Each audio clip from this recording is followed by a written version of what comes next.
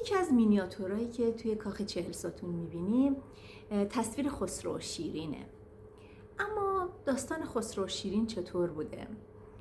اول داستان از خسرو شروع میکنیم. خسرو که همون خسرو پرویزه، پسر هرمز چهارم از پادشاهان ساسانی و نوه انوشیروانه.